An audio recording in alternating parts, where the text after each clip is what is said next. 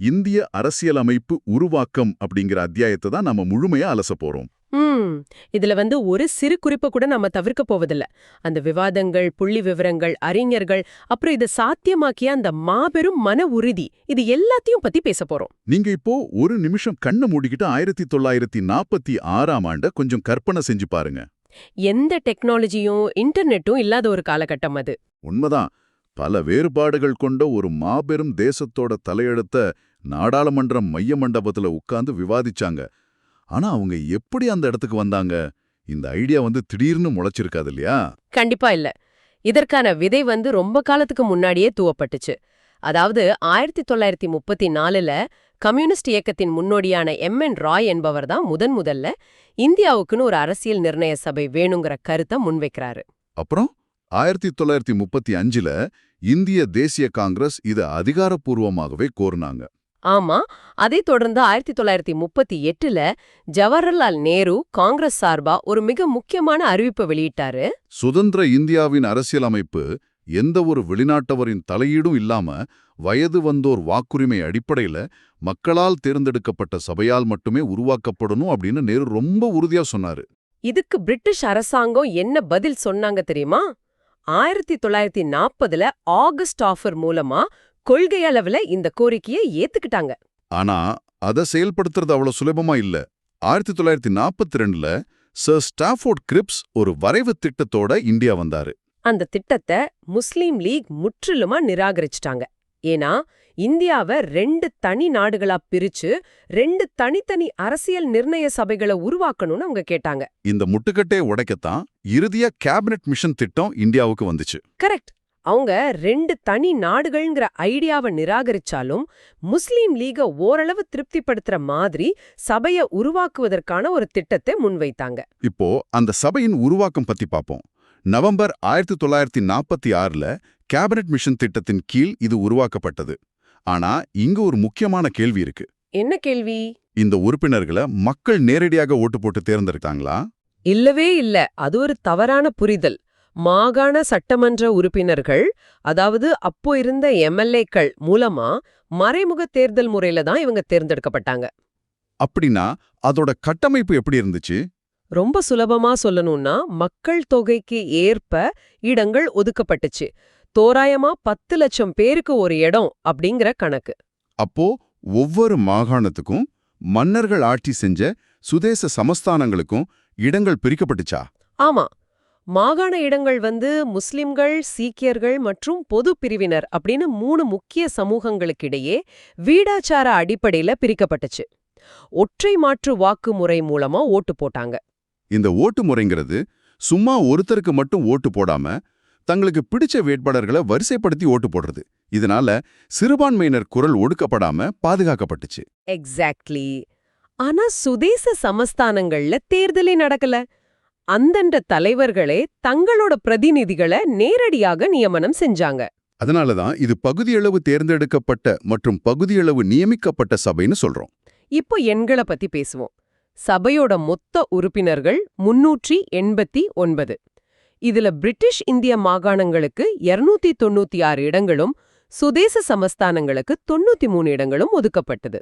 அந்த 296 இடங்கள்ல 292 பேர் 11 ஆளுநர் மாகாணங்கள்ல இருந்தும் மீதி 4 பேர் தலைமை ஆணையர் மாகாணங்கள்ல இருந்தும் வந்தாங்க.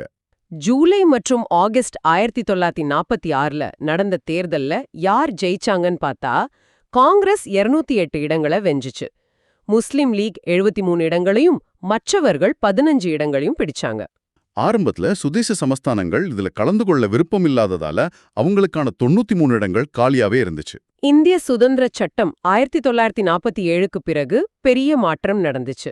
பாகிஸ்தான் பிரிந்து போனதுனால பல முஸ்லிம் லீக் உறுப்பினர்கள் விலகிட்டாங்க. இதனால சபையோட பலம் 389லிருந்து 299ஆக குறைஞ்சது.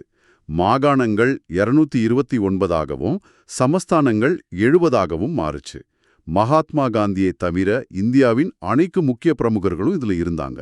இப்போ சபையின் செயல்பாடுகள் எப்படி தொடங்குச்சுன்னு பாப்போம். முதல் கூட்டம் டிசம்பர் 9, 1946 அன்று நடந்துச்சு. ஆனா முஸ்லிம் லீக் புறக்கணித்ததால வெறும் 211 பேர் மட்டுமே பங்கேற்றாங்க.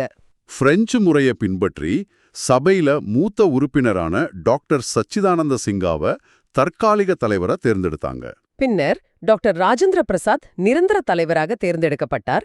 எச்.சி. முகர்ஜி மற்றும் வி.டி. கிருஷ்ணமாச்சாரி என 2 துணைத் தலைவர்கள் இருந்தாங்க. திரு பி.என். ராவ் அரசியலமைப்பு ஆலோசகராக நியமிக்கப்பட்டார். இவ்ளோ பெரிய வேலைய எப்படி பிரிச்சு செஞ்சாங்க?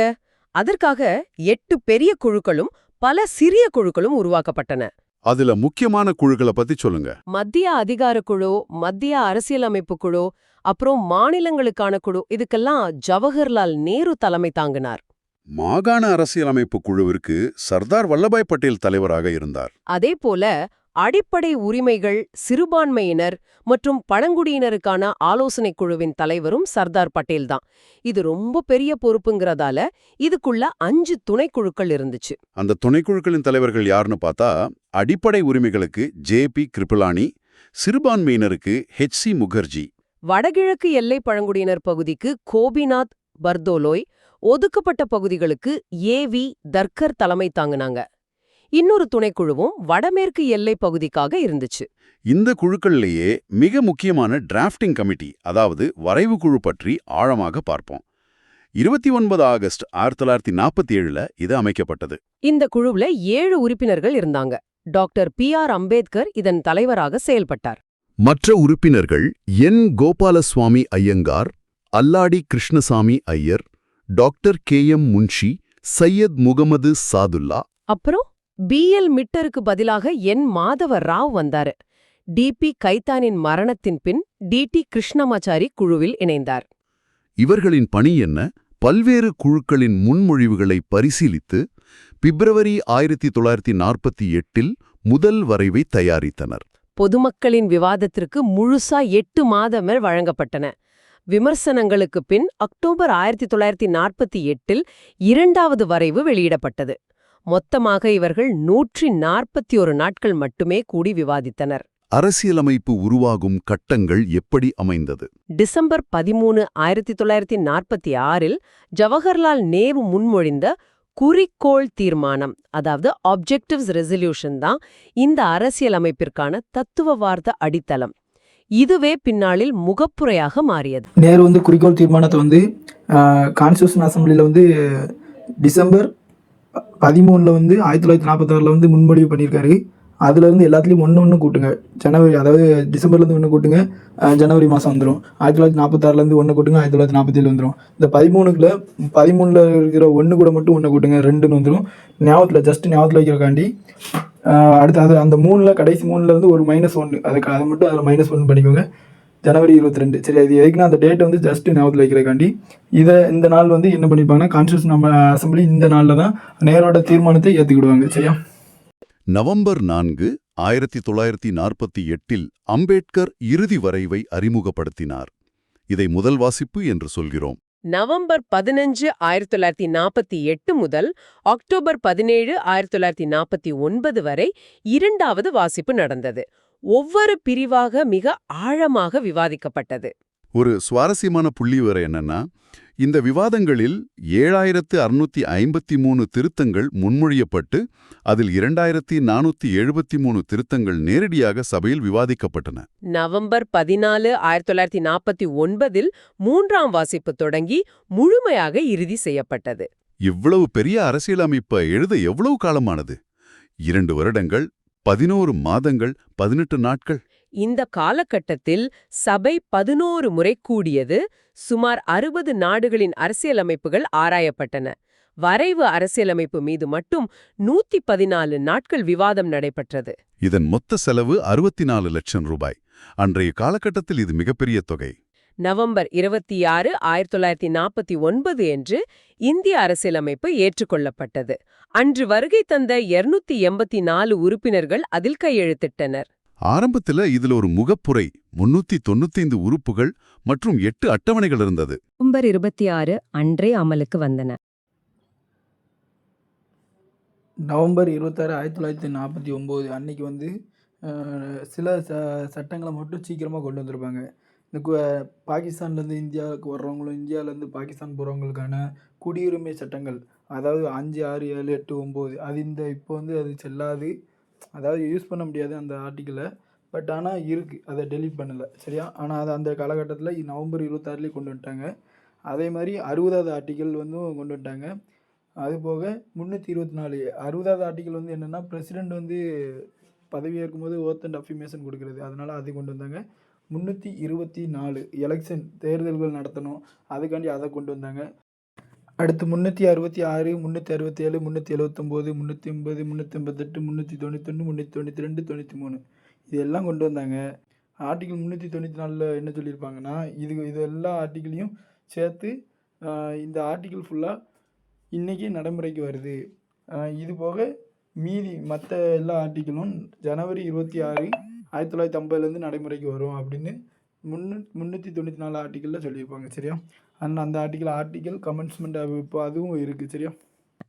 முழுமையான அரசியலமைப்பு ஜனவரி 26, 1950 அன்று அமலுக்கு வந்தது.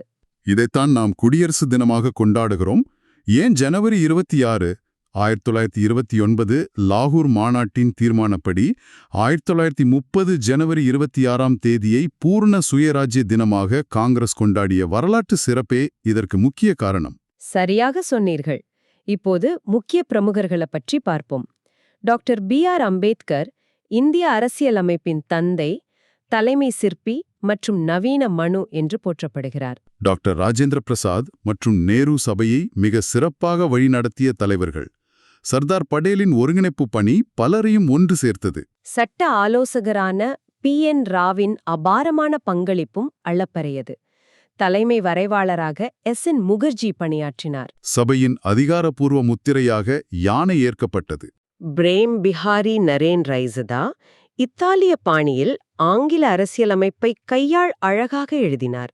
சாந்தி நிகேதனைச் சேர்ந்த நந்தலால் போஸ், பியோஹார் ராமனோகர் சிங்கா ஆகியோர் இதை ஓவியங்களால் அலங்கரித்தனர். இதன் இந்தி பதிப்பை வசந்த் கிருஷ்ணன் வைத்தியா எழுதினார். இந்த ஹிந்தி பதிப்பை வந்து 58வது அமெண்ட்மெண்ட் 1987 ஆர்டிகல் 394A பார்ட் 22க்குள்ளே சேர்த்துருப்பாங்க சரியா. ஆனா வரலாற்று மாணவர்களாக நாம் சில விமர்சனங்களையும் நடுநிலையா பார்க்கணும். இது மக்களால் நேரடியாக தேர்ந்தெடுக்கப்படாததால் உண்மையான பிரதிநிதித்துவ சபை அல்ல என்று சிலர் விமர்சித்தனர். கிரான்வில் ஆஸ்டன் இந்த சபை காங்கிரஸ் கட்சியால் ஆதிக்கம் செலுத்தப்பட்டது என்றும், வின்ஸ்டன் சர்ச்சில் இது இந்துக்கள் ஆதிக்கம் செலுத்தும் சபை என்றும் விமர்சித்தனர். வழக்கறிஞர்கள் மற்றும் அரசியல்வாதிகளின் ஆதிக்கத்தால் மொழி கடினமாக உள்ளது என்றும் கூறப்பட்டது. இந்திய அரசியலமைப்பு வெறும் சட்ட புத்தகம் அல்ல, அது இந்தியாவின் ஜனநாயக அமைப்புக்கான ஒரு வலுவான அடித்தளம்.